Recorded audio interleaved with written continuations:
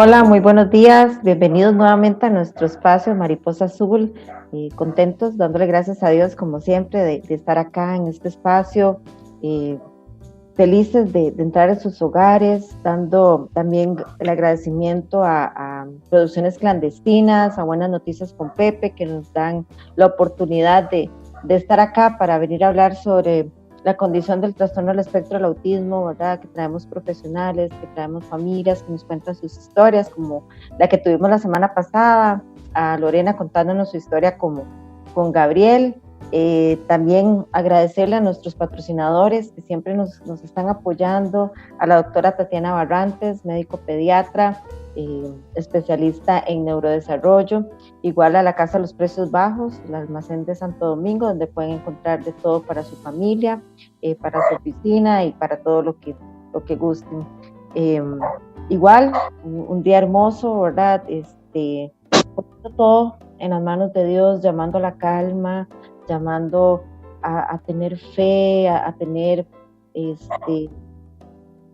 la seguridad de que juntos podemos salir adelante de estas situaciones que nos estamos enfrentando como país, que estamos enfrentando como pueblo, estar seguros de que Dios nos acompaña, de que si tomamos las medidas pertinentes, todo va a estar bien, familias, todo va a estar bien.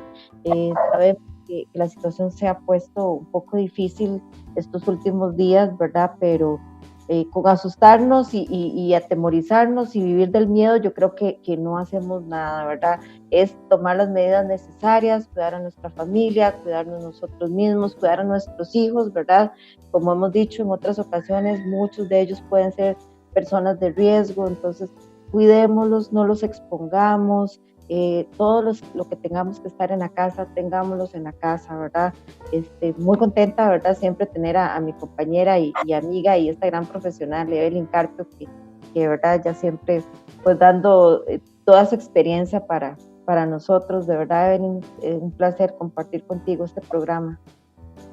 Hola Lore, ¿cómo estás? Y un saludo a todas las personas que nos escuchan, a Meli que nos acompaña hoy. Es un placer estar por acá de nuevo, transmitiendo un mensaje de esperanza, de tranquilidad en medio de las situaciones difíciles que se han venido presentando en nuestro país en los últimos 4 meses. Queremos hacer un llamado a todas las personas a mantenerse tranquilos.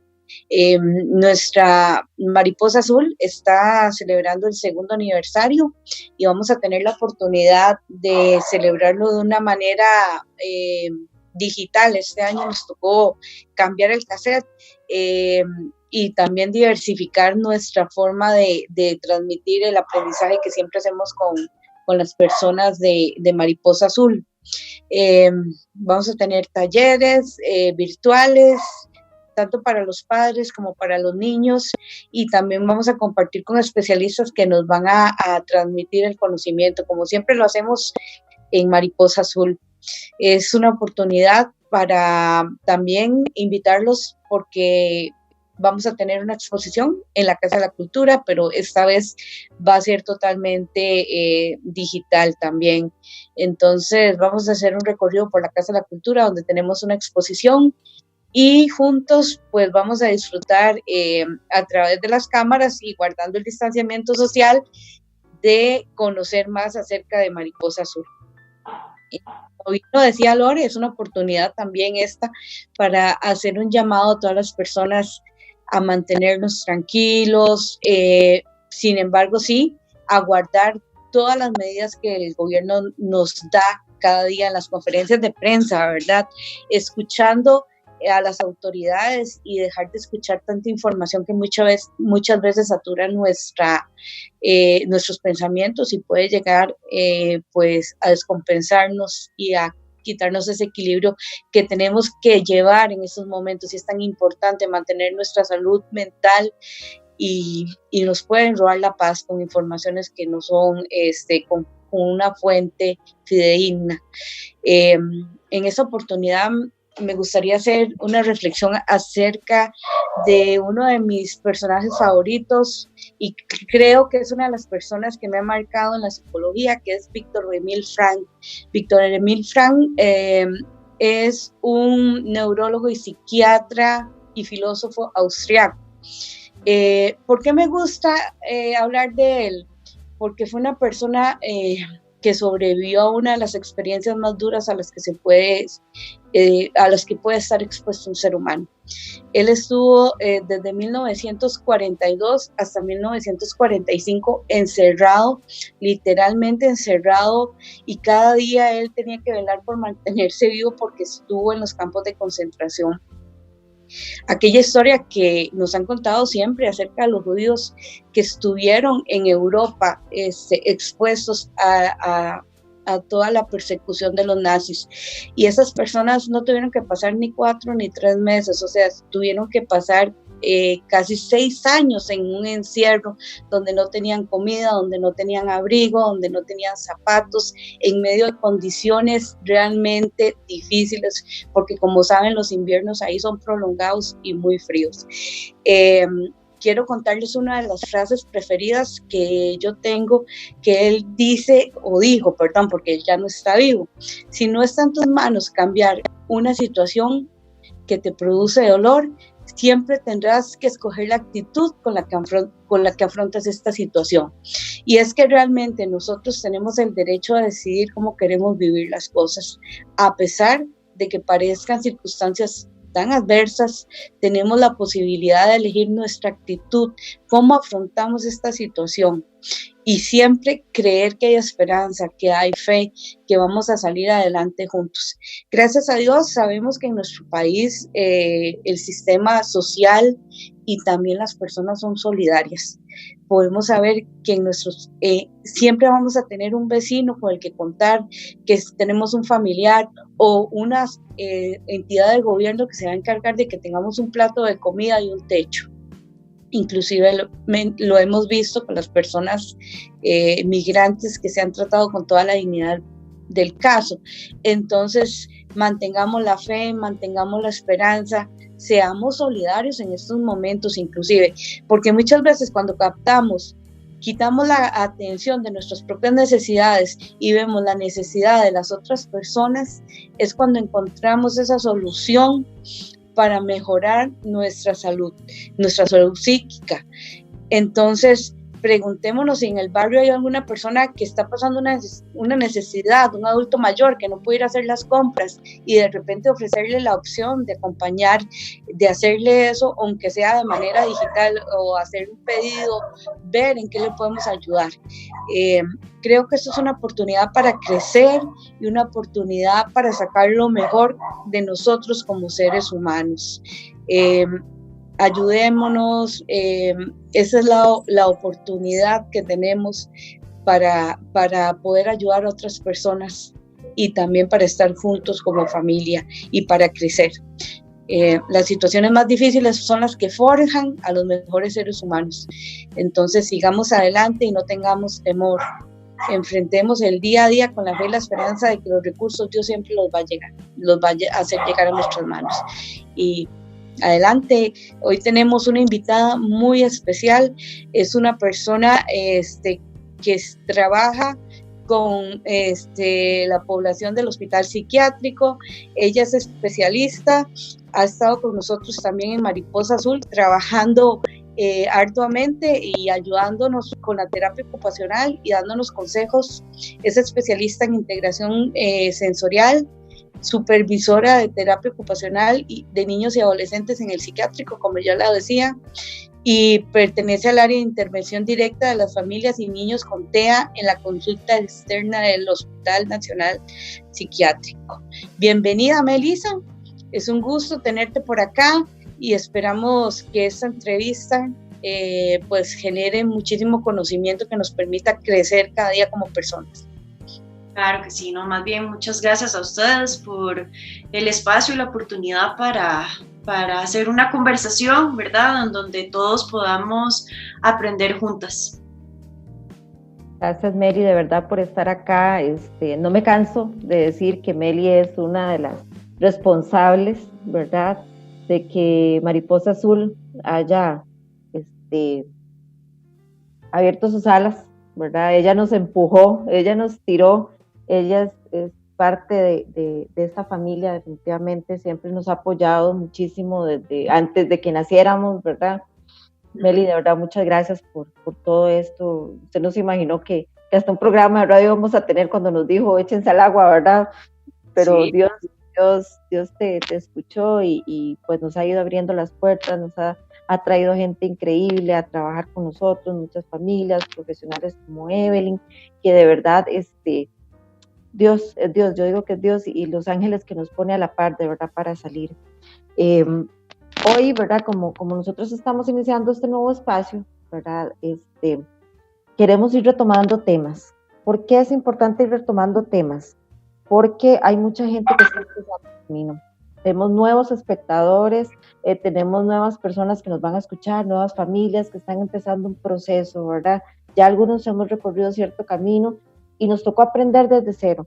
Ahorita vienen personas que vienen a trabajar desde cero con sus familias y es importante que conozcamos de qué estamos hablando, de qué es lo que nuestros hijos tienen o qué es lo que están viviendo, cuál es ese proceso que tienen. Entonces, para iniciar todo este proceso, iniciamos, perdón, estoy como muy iniciada yo, ¿verdad? Aquí con la redondez de la palabra, ahí me disculpan. Pero creo que es importante que volvamos a empezar conociendo qué es el trastorno del espectro del autismo. La semana pasada tuvimos el testimonio de una familia, ¿verdad? En el programa pasado. ¿Por qué? Porque las familias es nuestro fin, las familias es por lo que trabajamos, por nuestros hijos, por nuestras mamás, por nuestros papás, por los adultos, por todas las personas que viven esta condición. Y luego de este programa teníamos que traer un profesional que nos hablara sobre el trastorno del espectro del autismo, ¿verdad? Generalidades. Y siempre Mariposa Azul ha procurado traer personas que de verdad sabemos que traen la información certera.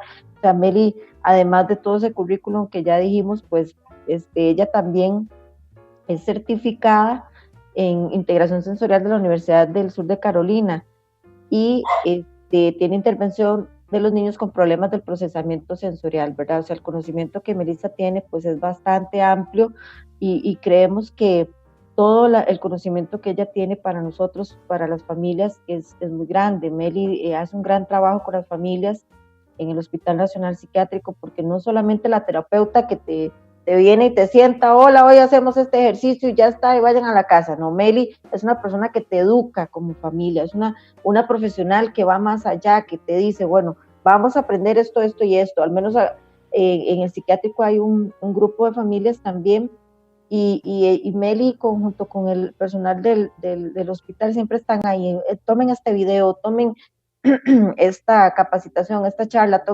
aprendamos de esto, ¿verdad? Entonces, creo que profesionales como ella tenemos que clonarlas, ¿verdad? Ojalá que pronto las podamos clonar.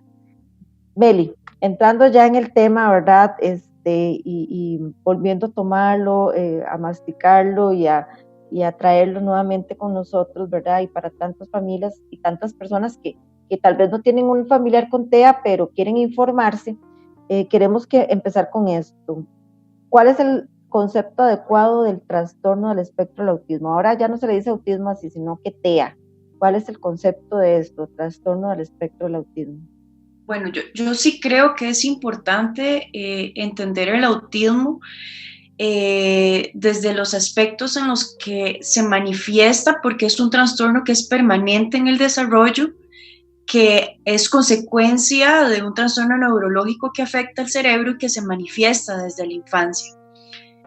Muchos padres van a ver estas conductas que nosotros llamamos atípicas en diferentes periodos. A partir de los 3 meses, hay otro grupo de papás que van viendo este tipo de comportamientos a partir de los 6 meses y después del año, ¿verdad? Que es cuando generalmente vamos viendo algunas partes del desarrollo que van quedando un poco atrasadas y que entonces vamos viendo algunos comportamientos, intereses y actividades restringidas y repetitivas que son signos muy comunes en el trastorno espectro autista y que aparte de eso es un trastorno pues que afecta principalmente a los niños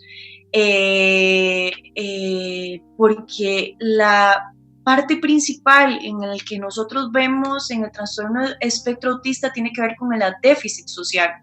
Antes se creía mucho que todas las personas que tenían un trastorno extremo en la parte del lenguaje se les llamaba que tenían autismo, ¿verdad? Pero en realidad primordialmente es la incapacidad de relacionarse de una forma ordinaria a las personas y las situaciones desde el comienzo. Y eso hace, ¿verdad?, que el autismo, como un trastorno del desarrollo, lo que se manifiesta, lo que cambia en el desarrollo, y el desarrollo se ve afectado por el autismo. Entonces eso es como yo lo pondría, ¿verdad?, y lo conceptualizaría, que a través de la historia muchas de las formas en como hemos ido mencionando el trastorno espectro autista ha ido cambiando, y principalmente ahora, ¿verdad?, lo que se habla mucho tiene que ver con el comportamiento social. Es generalmente lo que nosotros vamos a ver en la parte de la comunicación, y en la parte social es lo que nosotros principalmente vamos a ver en nuestros chicos, ¿verdad? Yo hablo de chicos, los hablo de manera general para todos, ¿verdad? Pero es lo que nosotros vamos a ver en ellos principalmente. La forma de su clasificación ahora es una forma muy, muy distinta, ¿verdad? Y ahora hablamos de grados, grado 1, grado 2, grado 3, en donde nosotros clasificamos desde su parte de comportamiento y de su comunicación social, si es que ocupa mucha ayuda o ocupa algo de ayuda o es una ayuda que realmente es algo muy intermitente. Y aparte de eso también lo clasificamos también en grado 1, grado 2, grado 3 en comportamientos restringidos y repetitivos. Entonces, donde nosotros vamos a ver una inflexibilidad de comportamiento que puede ser que cause interferencia, ¿verdad? En el funcionamiento de uno o más contextos dentro de las actividades, ¿verdad?, que ejecuten diariamente. Muy interesante eso que menciona, porque es la forma en la que los papás también pueden ir viéndolo, cómo se comporta el niño. Entonces, pueden ser que ellos vayan identificando esas conductas y eso les va a ayudar a ellos pues a acudir a donde una persona que los pueda diagnosticar tempranamente. También nos puedes contar un poco acerca de cuáles son los orígenes de esta condición y cómo fue que se descubrió o cómo ha sido, y también cómo ha sido su evolución con el paso del tiempo. Melissa. Sí, claro, doña Evelyn. A mí me gusta mucho leer, ¿verdad? Creo que le comentaba, hay un grupo de mamás a quienes siempre les comento para que nos actualicemos mucho en esta parte de los datos y de la historia, porque en realidad la historia llega a ser tan diversa y tan compleja, ¿verdad?, al mismo tiempo, porque todos tenemos historias diferentes con respecto al autismo. Sin embargo, en 1943 hay un doctor de la investigación que se llamó Leo Kanner. Él era un médico de la Universidad del Johns Hopkins y pionero de la psiquiatría infantil. Él había recibido la carta de un papá que estaba muy preocupado por su hijo y pues escribió una carta casi de 30 páginas detallando, ¿verdad?, los 5 primeros años de la vida de su hijo, y este hijo se llamaba Donald. Y Donald, pues en el transcurso de estos 5 años, él describe que no mostraba signos de querer estar con su madre. Sabía escribir, podía abstraer todo lo que le rodeaba, pero tenía frecuentemente comportamientos con pataletas, que muchas veces no entendía su nombre, y constantemente se encandilaba con las luces de la casa. Pero, ¿verdad? El papá describía que tenía dotes muy inusuales, que a los 2 años había memorizado el Salmo 23 del Señor es mi pastor y que podía citar al pie de la letra en 25 preguntas y 25 respuestas, ¿verdad?, el Salmo. Y le encantaba decir al revés las letras del alfabeto y tenía una entonación perfecta. Entonces esto hizo en Kanner, ¿verdad?, hacer una investigación con un grupo de niños que tuvieran rasgos similares como Donald. Y entonces fue cuando en 1943 él empezó a preguntarse si existía realmente un patrón en estos niños, si todos estos niños padecían el mismo síndrome. Y fue cuando se publicó un artículo en donde pues se compartió que había una serie de síntomas en donde estos 11 niños, que en realidad eso fue el muestreo, tenían una necesidad de estar solos y marcaban un comportamiento de estar solos en un mundo que no querían cambiar. Y entonces, posteriormente, ¿verdad? Pues los profesionales alrededor de la medicina pues seguían mucho como la filosofía que Kanner describía, y pues ellos empezaron a preguntarse si realmente el autismo era un síndrome biológico o era algo psicológico, ¿verdad? Y fue cuando empezaron como a describir que en algún momento el autismo era una herencia de un patrón de crianza inadecuada de los papás. Y entonces, posteriormente, cuando se empezaron a publicar los DSMs, que lo voy a explicar, que son como los manuales de diagnóstico que se utilizan en Estados Unidos para hacer diagnósticos sobre diferentes enfermedades de trastorno mental, empezaron pues a observar, ¿verdad?, que realmente para poder explicar el autismo había una herencia heredofamiliar. Entonces Kanner observaba que la madre, que el padre, que el abuelo señalaban algunas similitudes y empezaron a explicar que sí, posiblemente los padres y los pacientes tenían conductas similares y que esto podía pasarse de generación en generación. Entonces, a partir de 1949, casi por un cuarto de siglo, se pensó y se creyó que realmente era el tipo de patrón de crianza de los padres que hacían que los niños se hicieran autistas, ¿verdad? Lo pongo como en signos de, ¿verdad?, entre comillas, porque eso era lo que se creía antes. Sin embargo, todas estas teorías, a partir de los DSMs, fue cuando empezó a identificarse que la palabra autismo antes lo describían como una reacción psicótica o que pertenecía a una parte de la enfermedad de la esquizofrenia. Pero hasta 1994 fue cuando empezó a cambiar la forma en como el autismo, ¿verdad?, podía ser un diagnóstico único, diferencial, ¿verdad?, y que no perteneciera a un trastorno mental. Entonces antes se creía, ¿verdad?, que por ejemplo, si una persona tenía esquizofrenia, se le decía si formaba parte de un comportamiento autístico, atípico e introvertido.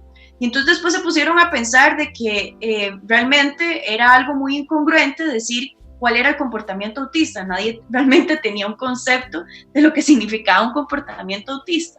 Y entonces, les estoy hablando desde 1954, ¿verdad? Y que después de esto fue cuando empezó, hasta 1980, se empezó se situó, ¿verdad?, dentro del autismo, el trastorno generalizado del desarrollo. Y hasta 1987, en una edición revisada del DSM-3, se repasó que de los 6 signos para poder diagnosticar el trastorno generalizado del desarrollo, se amplió a 16 criterios con un mínimo de 8 criterios para diagnóstico. O sea, les quiero decir que si las profesionales de la medicina podían hacer una combinación de diagnósticos, podían hasta hacer 2.000 diagnósticos diferentes en autismo. Y entonces eso, ¿verdad?, hizo que se inflara mucho, ¿verdad?, conforme el transcurso de los años, el diagnóstico de TEA, porque había muchas formas de cómo combinar estos criterios para poder decir si tenía trastorno generalizado del desarrollo, y que posteriormente, ¿verdad?, se le llamó trastorno generalizado del desarrollo Asperger, ¿verdad?, y pues todas las subclasificaciones que hemos visto a través de la historia, que hasta el 2015, ¿verdad?, se eliminaron todas estas subclasificaciones y ahora, ¿verdad?, se le llama dentro de un mismo constructo trastorno espectro autista. El por qué se le llama así, ¿verdad?, es porque de esta forma se ha logrado a través de la investigación poder clasificar mejor aún por cada grupo etario, por sexo, por edad, y también por funcionamiento. Wow, Meli, de verdad que mucho que aprender de todo esto. mucha historia, ¿verdad? Muchas cosas que antes se veían de una manera, pues eso es lo que nos dicen en muchas ocasiones, ¿verdad? El autismo hoy sabemos una cosa, dentro de 5 años no sabemos si van a haber cosas nuevas, ¿verdad? Porque como todo también está todavía en investigación y han venido, ¿verdad? El tiempo cambiando y cambiando y cambiando, pues todos estos conceptos, ¿verdad? Es como esa situación de que es importante que conozcamos toda toda esta historia, todos los procesos. Vos contabas, ¿verdad?, que al principio decían que por situaciones como que las familias no los manejaban bien y también había escuchado en un documental que los apartaban, en Francia los apartaban de sus familias, ¿verdad?, porque las mamás no hacían bien el trabajo, ¿verdad? Imagínate ya uno sufrir que su hijo tenga una condición y que tras de eso se lo quiten y lo culpen a uno, imagínate, ¿verdad? Y sucede, lamentablemente, todavía sucede mucho en el mundo de que culpan a la mamá, es que usted lo malcría, es que usted, sabemos que mucho es sobreprotección también, pero no podemos juzgar a las familias tan severamente como se hizo en aquel tiempo. Meli, importante porque, bueno, el tiempo es corto en el programa, pero es importante tanto para la gente que está iniciando este proceso, los que ya llevamos tiempo, y para las personas que tienen como la duda ahí de que tal vez su hijo o su hija tengan un diagnóstico de TEA. Vos nos podés comentar un poco cuáles son las principales características de este trastorno. Sí, ok. Creo que como les comentaba ahora al principio, hay diversos grupos de familias que van viendo a sus hijos en el transcurso del desarrollo con algunos rasgos. Hay papás que dicen, ¿verdad? O comentan que desde recién nacidos, desde los 0 meses, ¿verdad? Han denotado muchísimas conductas. Empezando, ¿verdad? De que son chicos que en algún grupo de chicos tienden a ser muy calmados, ¿verdad? De repente no lloran, y cuando tienen una mirada social hacia este primer vínculo afectivo que tienen con mamá, no es no es congruente, ¿verdad?, con esta mirada, con este contacto ocular. Los papás describen mucho una desviación, ¿verdad?, de la mirada hacia otro lugar, pero que aparte de eso, la parte socioemocional es lo que más se va entablando en el transcurso del desarrollo. Entonces, generalmente también son chicos que en el desarrollo motor no gatean, se retrasan un poco más en la parte del caminar, pero hay otros grupos que más bien tienden a ser más adelantados en este desarrollo. Entonces, hay papás que dicen, uy, no gateó, pero caminó a los 8 meses, ¿verdad? Y conforme van adquiriendo también vocabulario, que a partir del año es cuando nosotros vamos viendo, ¿verdad?, estas primeras palabras de agua, mamá, papá, ¿verdad? Algunos de estos padres refieren haber adquirido vocabulario y después desaparecer. Y hasta a partir de los 3, 4 años, ¿verdad?, vuelven a aparecer estas primeras palabras, o que en otro grupo, ¿verdad?, del todo llegan a ser chicos con una comunicación no verbal.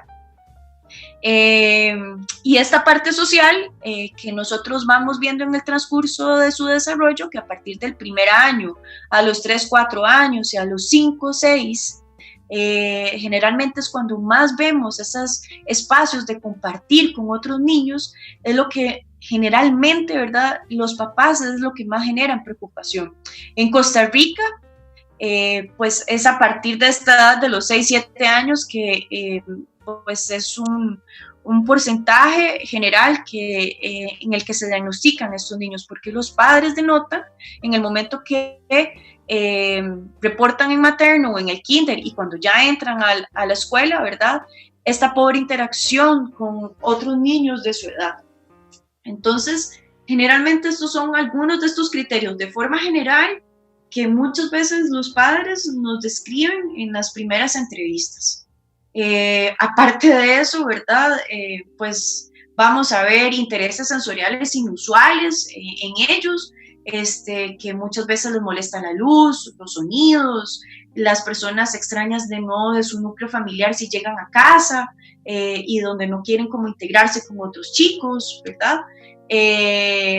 Muchas veces nuestros chicos también, algunas de sus funcionamientos que generalmente deberían de estar ya de forma independiente, les cuesta, ¿verdad?, poder haber integrado de forma independiente, haber ido al baño, lavarse los dientes, las texturas de su ropa, ¿verdad?, si queremos hablar desde esta parte como sensorial. Bueno, lo que usted menciona acerca del momento en el que se da diagnóstico, parece ser que eso está muy asociado como a la época o a la etapa en la que los niños entran a la escuela en Costa Rica, ¿verdad? Sobre todo al sector público, que se entra a una edad de 4 o 5 años, ahora porque se adelantó, pero antes entraba un poco 6, 7 años ya. Entonces, ese es un tiempo en el que pareciera de que los padres pues de que su hijo sea diagnosticado tempranamente y se les dé pues más apoyos para fomentar el desarrollo de ellos. Esto también, ¿por qué lo decimos? Porque me parece que siempre, constantemente se utiliza el término autismo para diagnosticar a cualquier persona, pero creo que los papás tienen que acceder a los médicos, a los especialistas, para que sean ellos los que den ese criterio diagnóstico. Usted anteriormente nos contaba de que hay grados en el autismo, ¿verdad? Entonces, quizás si nos puede explicar un poco más acerca de cuáles son esos grados de autismo y cómo se clasifican, o por lo menos nos dice qué tipo de conductas se pueden ver en esos grados que ustedes diagnostican. Ok, bueno, yo sí creo que es importante, doña Evelyn, aclarar que a pesar de que en el 2015, ¿verdad?, nuestra forma de lenguaje en el cómo nosotros podemos llamar a las personas con trastorno espectro autista, en Costa Rica todavía sigue siendo el CIE-11, porque es lo que está permitido por la OMS para hacer diagnóstico de autismo. Entonces, puede ser que muchas veces nosotros estemos confundidos, ¿verdad? Que algunos profesionales de salud todavía usemos términos de trastorno generalizado del desarrollo, o utilicemos autismo de alto funcionamiento, o utilicemos autismo infantil, porque precisamente eso es lo que nosotros nos basamos para hacer diagnóstico. Bueno, principalmente, ¿verdad?, los médicos especialistas en psiquiatría, que son los que hacen diagnóstico en el trastorno espectro autista. Pero si nosotros nos basamos bajo el DSM-5, pues sí, efectivamente, como les comentaba en la historia, en el cómo ha venido cambiando, ahora, ¿verdad?, pues lo que se unifica, ¿verdad?, en la forma en cómo se hace estos criterios es a través de grados. Entonces está el grado 3, grado 2, grado 1, y que nosotros podemos observar, ¿verdad?, si hay una dificultad en la comunicación social, ¿ok? Porque anteriormente, ¿verdad?, a cada chico que tenía dificultades para el habla y en la articulación del habla se decía que tenía autismo, pero ahora eso no es precisamente, ¿verdad?, lo que hace que sea un diagnóstico con TEA. Entonces tiene que haber una diferencia entre la comunicación social y los comportamientos restringidos y repetitivos. Entonces un grado 3, nosotros lo describimos como un apoyo, como un grado que necesita un apoyo muy sustancial, ¿verdad? Necesita ayuda de forma muy notable porque tiene muchísima limitación en las interacciones sociales y porque hay una apertura mínima hacia con otras personas. Y en los comportamientos, ¿verdad?, vamos a ver de forma muchísimo más marcada la inflexibilidad del comportamiento y la dificultad a los cambios, donde vamos a ver comportamientos de angustia, de una ansiedad intensa y dificultad para cambiar el foco de atención. Y así vamos, ¿verdad?, bajo el grado 2, que el grado 2 es un poco más leve, donde necesita ayuda notable, y que la comunicación social, ¿verdad?, puede haber una deficiencia en la actitud en la comunicación social, verbal y no verbal, y que puede tener un inicio limitado en la forma en el cómo interactúa con otras personas, pero que hace ese intento. y que aparte de eso, en los comportamientos restringidos y repetitivos, ¿verdad?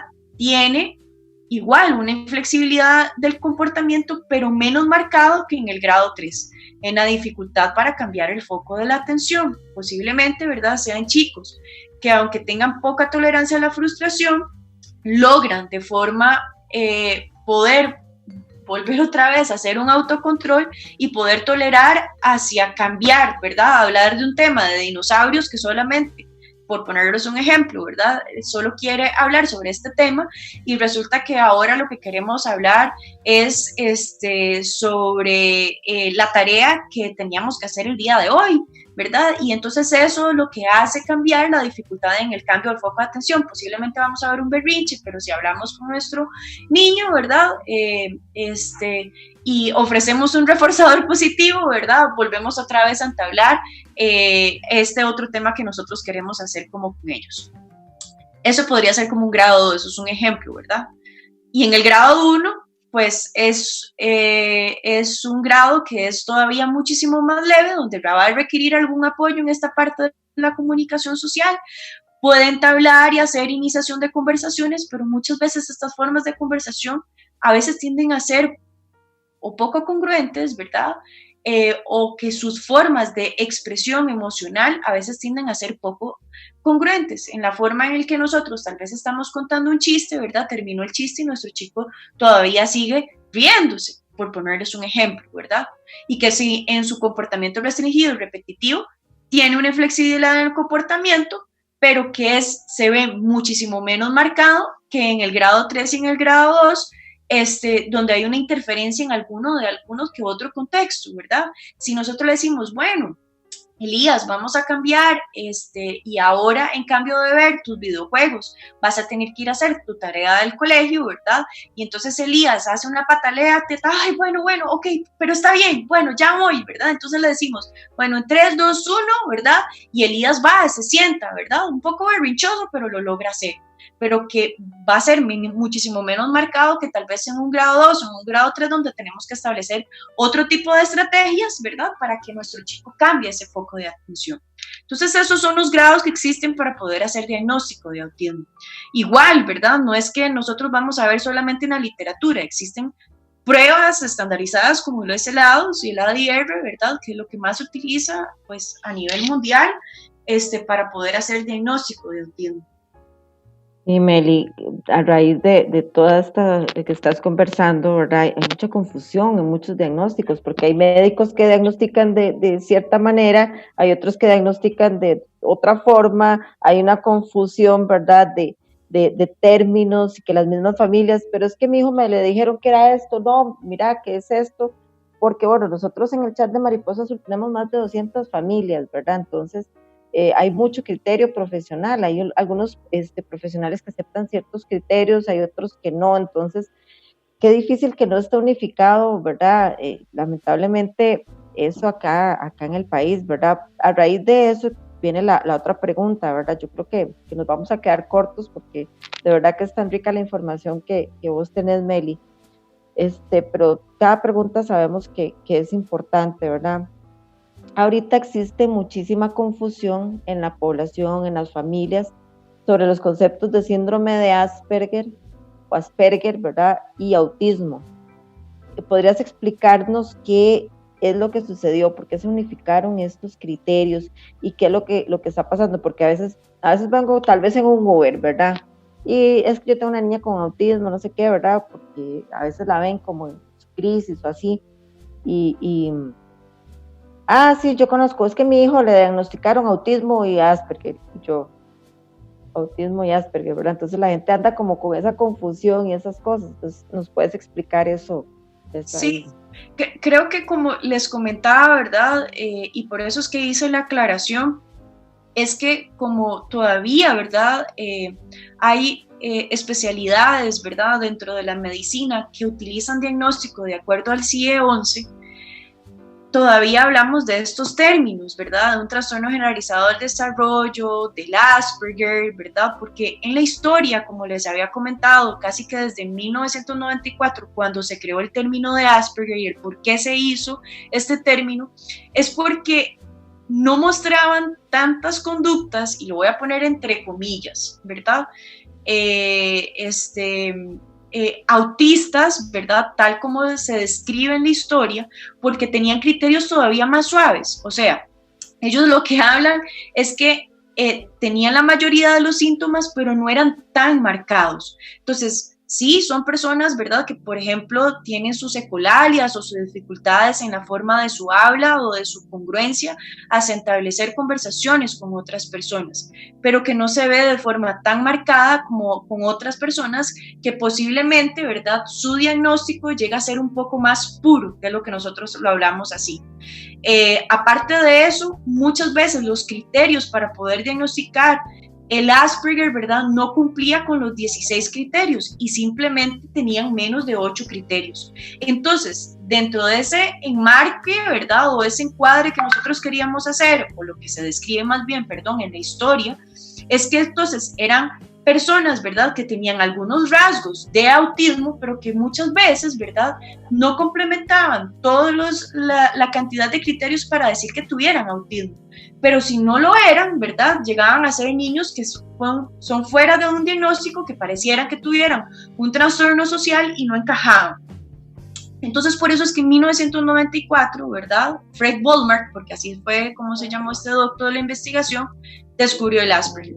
Y ahora en el trastorno del espectro autista, si nos vamos en el DSM-5, ahorita cuando yo les estaba comentando sobre los grados, ¿verdad?, podríamos calzar, ¿verdad?, que una persona con Asperger podría estar dentro de un grado 1. ¿Ok? ¿Por qué? Porque la forma de su ayuda, ¿verdad?, es una ayuda intermitente.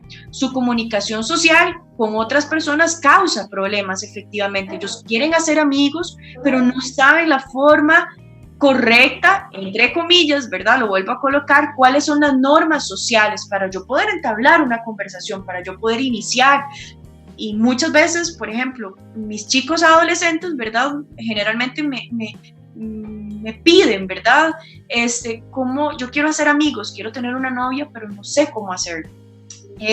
A veces parecieran tener poco interés hacia otras interacciones sociales, entonces a veces ellos no necesitan como tener tal vez 4 o 5 amigos, como tal vez en otras personas que no tienen el diagnóstico TEA, ¿verdad?, lo puedan parecer como importante en su vida. Entonces son chicos que precisamente creen no necesitan ningún amigo o solamente un amigo porque ¿para qué tener más amigos?, ¿verdad?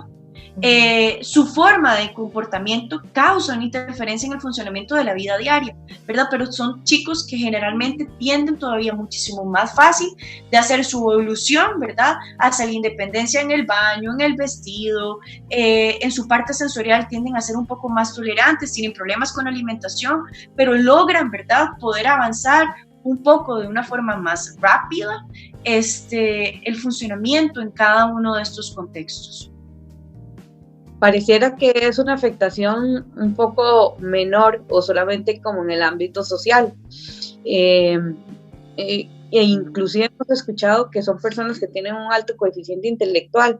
Entonces hay como cierta diferencia y creo que eso es lo que las personas también lo utilizan como muchas veces como para que no sea tan el fuerte, ¿verdad? A veces tan radical decir. Sí, exactamente. Entonces es como una forma de minimizar un poco la condición.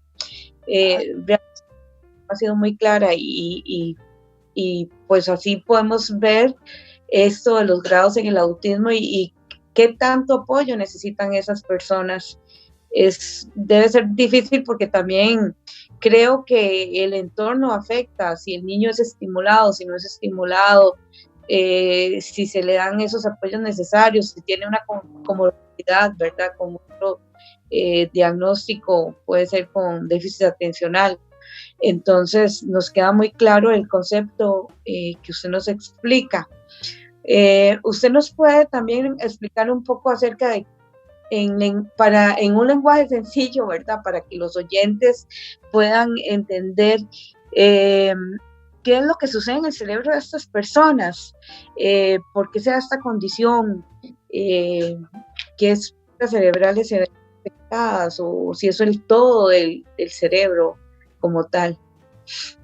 Sí, y de hecho voy a utilizar palabras literales de Temple Grandin, que Temple Grandin es una persona con autismo muy famosa, que ha escrito muchísimos libros y que ella se autodescribe, ¿verdad?, de lo que ella considera lo que es el autismo. Hay una parte, una sección en el que ella explica, ¿verdad?, lo que funciona en su cerebro, y me gusta mucho cuando trabajo con los papás, el cómo ella lo explica, ¿verdad? Dentro del cerebro, imagínense que hay una nube, y que esta nube tiene unas hormiguitas, ¿verdad? Llamémoslas sonpopas, y cada una de estas sonpopas tienen diferentes colores, un color azul, color café, un color rojo, amarillo y verde. Y que cada una de estas sonpopas, ¿verdad?, pues participan en funciones especializadas, ¿verdad? Unas trabajan en estas habilidades de la matemática, del arte, de la música y del lenguaje. Pero también imaginemos que dentro de esta nube, ¿verdad?, estas sonpopas están dirigidos por un operario, que son los que ocupan estos sistemas vitales del cerebro, lo que es la respiración y la excitación del sistema nervioso. Ahora, dentro de estos operarios y estas sonpopas que les acabo de mencionar, cada uno requiere hablar personalmente con otro, o sea, deben de tener una buena comunicación, deben de llevarse bien. Y entonces, para poder comunicarse, ¿verdad?, uno con otro, tienen que tomar un ascensor o las escaleras. Y todos estos sistemas de acceso que conectan a los trabajadores de las diferentes partes del edificio, de sus formas imaginables, es lo que podríamos llamar que dentro de esa nube exista otra nube que se llama la sustancia blanca. Pero que dentro de esta sustancia blanca también hay otra, ¿verdad? Que esta sustancia blanca constituye las 3/4 partes de esa nube, que es la nube es el cerebro, pero que la sustancia gris es el delgado recubrimiento que controla las diferentes zonas del cerebro. Entonces, habíamos hablado de las sonpopas, hablamos de los operarios, y hablamos que cada uno de ellos tiene que subir un ascensor o escaleras para poder comunicarse, ya sea a más del interior de esa nube, o al más exterior de esa nube, que es lo que nosotros llamamos sustancia blanca y sustancia gris, pero que también existe, aparte de todos esos, un matorral. Entonces imagínense un montón de cables como de teléfonos, y que este inmenso matorral de cables es la que asegura que todas estas áreas de cerebro se comuniquen. Hablemos de que son parte de esta empresa de Colby, pero que entonces esta empresa de Colby, como le pasó a doña Evelyn antes de poder conectarnos, ¿verdad?, con esta en radio, ¿verdad?, tuvo algunos problemas de internet. Entonces eso es lo que sucede, ¿verdad?, en los cerebros de las personas con autismo. Posiblemente una persona con autismo tenía que llegar a la 7ª planta, pero tuvo una mala señal inalámbrica, o que la señal inalámbrica era muy débil, y entonces no pudo llegar a esta 7ª planta y llegó hasta la 4ª planta, ¿verdad? Y entonces eso es lo que se ha descubierto. ¿Qué es lo que se ha descubierto en el cerebro de una persona con autismo, verdad? Se ha descubierto que los cerebros de las personas con TEA no es que están dañados, ¿verdad?, ni es que tienen circuitos rotos, como les hablé del matorral, simplemente no se desarrollan de manera adecuada. En algunos de ellos se ha descubierto, ¿verdad?, que hay una parte, ¿verdad?, de estos cerebros que son un 27% más pequeños que otros, y que eso explica, ¿verdad?, en una parte de atrás del cerebro que se llama el cerebelo, dificultades, ¿verdad?, en el sentido del equilibrio. Por eso es que muchos de nuestros chicos con autismo tienen dificultades para poder controlar su dinámica postural, no saben andar en bicicleta, ¿verdad?, y les cuesta a veces poder tener un buen movimiento y coordinación motora para saltar, brincar y correr y andar por todo lado. Pero aparte de eso, ¿verdad?, rápidamente muchísimas de estos cables matorrales que les explicaba ahora están hiperconectados, o sea, es tanta información que tienen, ¿verdad?, que parecen que están sumamente activos cuando deberían de estarse apagando, ¿verdad? Todavía este cerebro sigue funcionando, y eso es lo que explica, ¿verdad?, que los cerebros de las personas con autismo están hiperconectados, ¿verdad? Y entonces, pues posiblemente vamos a ver un poco lo que usted describía, doña Evelyn, ¿verdad?, que las personas con autismo tienen una excelente memoria visual, y que a veces, ¿verdad?, tienen funciones increíbles en la forma intelectual en ellos, pero que también podría explicar, ¿verdad?, el por qué muchos de ellos les cuesta la función del área de las matemáticas. y la dificultad para poder entender el álgebra. Y es porque estas comunicaciones, al no tener, ¿verdad?, una integración en cada una de ellas y no trabajar en equipo, es lo que hace, ¿verdad?, que vemos estas dificultades y que su cerebro, que está siempre en alerta, hace que entonces la amígdala, ¿verdad?, que es una otra parte del cerebro, que es la que funciona con la parte de la emoción, es lo que nosotros vamos a ver que muchos de ellos tienen dificultades para procesar el miedo, la ansiedad y que muestran una angustia constante.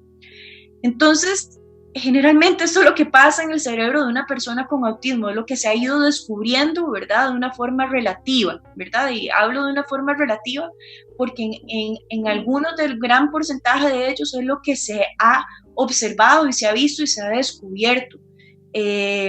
Y que también, ¿verdad?, muchos de ellos, aparte de tener una hiperconectividad cerebral, pueden ser que sean hipoconectivos. Creo que ahora les comentaba dentro de la historia que algunos los describían a las personas con autismo como ensimismados, ¿verdad? Así era como se les describía a ellos antes. Y es que ellos a veces tienen la capacidad de poder desconectarse literalmente de todo lo que están escuchando en la parte externa dentro de su entorno. Entonces el 20% de las personas, de forma general de las personas con trastorno de espectro autista, tienen un cerebro más grande y la mayoría en ellas son en varones. Wow.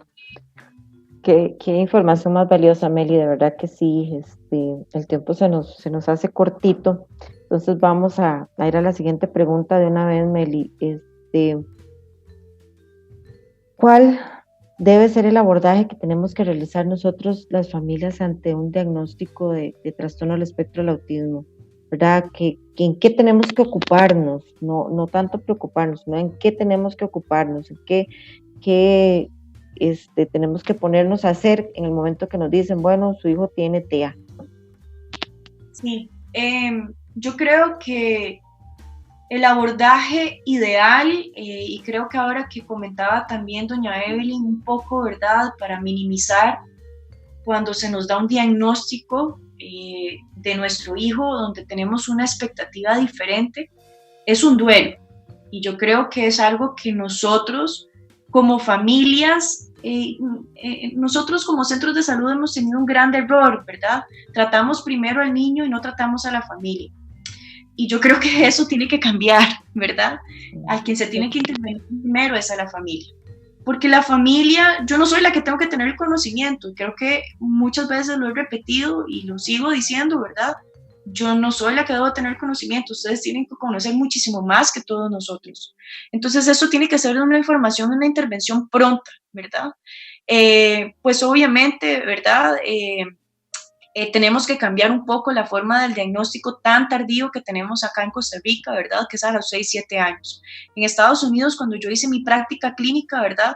Todos aquellos bebés, 8 meses, ¿verdad? Que no habían integrado algunas de estas descripciones que les comenté de forma muy rápida, la parte del desarrollo motor, de una vez eran intervenidos en terapia, ¿verdad? Y tenían terapia ocupacional, tenían terapia física, tenían terapia de lenguaje, ¿verdad? Y entonces estos son chicos que a los 6, 7 años, ¿verdad? Vamos a ver un funcionamiento totalmente diferente, porque no vamos a cambiar que tenga un diagnóstico. Y eso sí quiero dejarlo claro, ¿verdad? Lo que vamos a cambiar es la sintomatología, que muchas veces el entorno se hace más discapacitante dentro de la familia.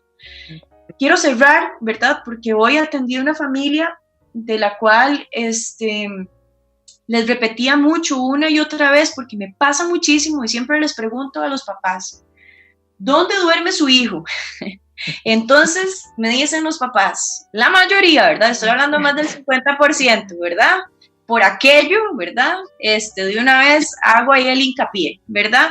Y me dicen, duerme en el cuarto, niñita. Ah, sí, duerme en el cuarto. ¿Y a dónde? En la misma cama. Ah, ¿por qué? Es que mi niño tiene nervios, él tiene nervios, no puede dormir solo, ¿verdad? Ah, sí, bueno, pero este niño que les estoy comentando, yo llevaba años de estarles diciendo, hice un cuadro, lo hicimos con stickers, ¿verdad? Con premios y demás. Pues resulta que, bueno, mamá tuvo que hacer un cambio radical en su trabajo y entonces ahora está viviendo con hermana. Y adivinen qué, ¿verdad? Está durmiendo solo. Y adivinen qué, ¿verdad? Resulta que este nene, ¿verdad? No sabía ir al baño, era súper nervioso, y yo siempre les decía, si lo cambia de cuarto y empezamos a entrenar esto, vamos a lograr muchísimas cosas. Mamá lloraba constantemente porque todos los días tenía que estar lavando el calzoncillo, ¿verdad? Porque su hijo no sabía ir al baño, ¿verdad? Y ya es un chico adolescente. Entonces yo vuelvo otra vez a decir, ¿verdad? Que para mí lo más principal es trabajar la familia, ¿verdad? Muchas veces yo no trabajo el niño, ¿verdad? Porque eso no lo vamos a cambiar, ¿verdad? El que yo tengo que cambiar de chip es a la familia, ¿verdad? Y por eso es que me gusta trabajar con la comunidad y por eso trato de apoyarlos a que ustedes, ¿verdad? Se vayan empoderando, porque yo creo que eso es lo que va haciendo de esto un trabajo todavía muchísimo más sencillo. Sí, hay terapias lindísimas, que el floor time y que la integración sensorial, bueno, yo soy integradora sensorial y muchísimas otras cosas, ABA y demás. Pero bueno, la investigación habla que realmente, ¿verdad? Lo que genera un cambio en el chico, ¿verdad? Es el entorno dentro del hogar. Entonces nosotros como terapeutas deberíamos de trabajar dentro de casa. Sí, antes de que Eve haga la siguiente pregunta y la última, yo soy testimonio de esas familias que nos cuesta, ¿verdad? En alguna manera dejar de cobijar a nuestros hijos con la cobija de la sobreprotección, ¿verdad? Y Meli lo sabe, ¿verdad? Meli tuvo que trabajar con nosotros mucho y uno lo entiende, uno llega a entender que ahora el proceso que nosotros vivimos con Catalina es diferente, ¿verdad? El saber que si uno se involucra y uno pone las pautas y uno hace las cosas como los profesionales le dicen, las cosas pueden cambiar, pueden mejorar. No les vamos a quitar el autismo, nada les quita el autismo, pero pueden mejorar, de verdad que sí. Sí. Ahora que Melissa nos comentaba, es por eso que yo le decía anteriormente que cada persona, aparte de todos los criterios diagnósticos que se les dan, ¿verdad? Muchas veces son como etiquetas y yo creo que no debe de ser así, porque el entorno también varía de acuerdo a cada paciente. Entonces, eso de hacer un trabajo con la familia me parece muy importante, de empoderar a esos papás. Siempre lo hablamos en el programa. Los mejores especialistas son los papás, porque son los que conocen a sus hijos y cuáles son sus conductas. Entonces, y a raíz de esto, ¿verdad? Le hago esta pregunta, o sea, ¿qué recomendaciones le podemos hacer a esos padres con un diagnóstico o que tienen sospechas de que sus hijos tienen esa condición? ¿Para qué? Para mejorar su calidad de vida, para empoderarlos a que puedan darle herramientas a sus hijos, para que los hijos también vayan adquiriendo con los años herramientas para integrarse dentro de la sociedad y ir adaptándose. Melissa, ¿usted nos puede ayudar con esa consulta? Sí, ¿verdad? Sí, claro, yo sí creo, ¿verdad? Que uno como papá siempre tiene, si uno tiene una intuición, ¿verdad? En que algo no anda bien, ¿verdad? Yo prefiero que nosotros siempre seamos insistentes, ¿verdad? Aunque tal vez a veces nuestro sistema de salud, ¿verdad? Nos devuelva, porque es una historia pues que yo he escuchado muchísimas veces en todas ustedes, ¿verdad? Que a veces cuando entablamos en el primer sistema de salud, ya sea EVAIS, ¿verdad? Ya sea clínica, nos devuelven y lo que principalmente, ¿verdad? Se les refiere, ¿verdad? Es que su hijo tiene un comportamiento hiperactivo, ¿verdad? O que su hijo tiene un patrón de crianza, ¿verdad? Donde no tiene límites. Pero yo creo que la intervención temprana tiene que ser pronta, ¿verdad? Y eso es el primer paso que se debe de hacer. Número 1. Número 2, yo creo que todos tenemos que saber que después del 2007 a nivel nacional existen 13 grupos de padres a nivel nacional. O sea, quiere decir, bueno, ustedes que son de Heredia, ¿verdad? Pero yo creo que ahora en cada una de las provincias existe un grupo de padres. Y yo les insisto, ¿verdad? Y las insto a que cada una, ¿verdad? Para sentirse dentro de una red, para sentirse apoyado, ¿verdad? Porque no es lo mismo yo, Melissa, terapeuta ocupacional, decir A, B y C, ¿verdad? Que sea otra mamá, ¿verdad? Que pueda decir y que haya llevado camino, ¿verdad? Donde sea un ejemplo a seguir, como lo son ustedes en este momento. Entonces yo sí creo que debemos de incluirnos en una red. De repente, ¿verdad? A veces tenemos muchísimo desconocimiento de lo que existe en nuestra comunidad. ¿Y qué es, verdad? Comités cantonales, donde hay actividades que son meramente gratuitas para personas con algún tipo de condición o discapacidad y que podemos activar a eso. ¿Por qué? Porque si nos esperamos a que haya una cita, ¿verdad? Por ejemplo, para la terapia y no tengo una situación económica en la que yo puedo pagar a nivel privado, entonces se active dentro de estas actividades de comunidad. ¿Por qué? Porque entre más nuestro niño sea estimulado, más pronto, ¿verdad? Vamos a ver estos cambios significativos. Y estos cambios no los vamos a ver mañana, ¿verdad? Los vamos a ver si nosotros somos constantes una vez a la semana haciendo actividades de estimulación. Vamos a ver cambios a los 3 meses, a los 6 meses y al año, ¿verdad? Lo vamos a ver de forma más constante. Y es lo que habla la evidencia, ¿verdad? Yo creo, ¿verdad? Que por lo menos a nivel Costa Rica, nacional, eso es el camino, ¿verdad? Que se nos han abierto estas opciones. Y cada uno de ustedes, dentro de estos grupos de padres, en cada comunidad, ustedes tienen grupos de WhatsApp, tienen grupos de Facebook, tienen redes sociales, que yo creo que ahora hay muchísimas más opciones de poder hacerlo. Cada uno de ustedes se organizan, ¿verdad?, para hacer actividades, de hecho, ¿verdad? Un ejemplo, esta es una actividad meramente gratuita y que los mismos padres, ¿verdad?, muchas veces no pueden optar o pagar, ¿verdad?, para poder escuchar una charla y que se les da esta opción para que ellos vayan educándose y formándose. Para mí lo más importante es que estos padres, ¿verdad?, se vayan formando desde un inicio y así poder comprender todavía aún más qué debo de hacer con mi hijo en casa. Meli, muchísimas gracias, de verdad la información increíble, de verdad, muy valiosa. Ya se nos fue el tiempo, nos robamos más bien un poco más de tiempo, ¿verdad? Pero es importante que las familias conozcan esto. Gracias, de verdad. Los invitamos por favor, a visitar la página de Mariposa Azul Heredia. Ahí vamos a tener el programa, también la página de Producciones Clandestinas, la página de Buenas Noticias con Pepe y también la página de Tenga Paz TV. Ahí pueden tener esta información, seguir nuestros programas, seguir los consejos que tenemos. Muchísimas gracias de verdad a todos. Gracias, Meli, por toda esta información, por estar siempre ahí apoyándonos. Eve, gracias a vos. Me despido, muchas bendiciones para todos. Muchísimas gracias a todos, como siempre, muy valiosa la información es poder, y si usted se lo cree, usted lo va a crear. Entonces, utilice toda esa información, póngala en práctica con sus hijos, acceda a más información, busque, interésese y participe en Mariposa Azul, y va a ver que su vida va a mejorar, porque nosotros siempre estamos constantemente actualizándonos con profesionales de gran calidad como Melissa, que nos dan herramientas para sacar a los chicos adelante. Desear que estos días sean de muchísima bendición para nuestro país y que las condiciones mejoren para todos. Un abrazo y nos estamos viendo en próximos programas. Muchas gracias de verdad a todas y por el espacio. Muchísimas bendiciones y nos seguimos viendo. Hasta luego, chao. Chao.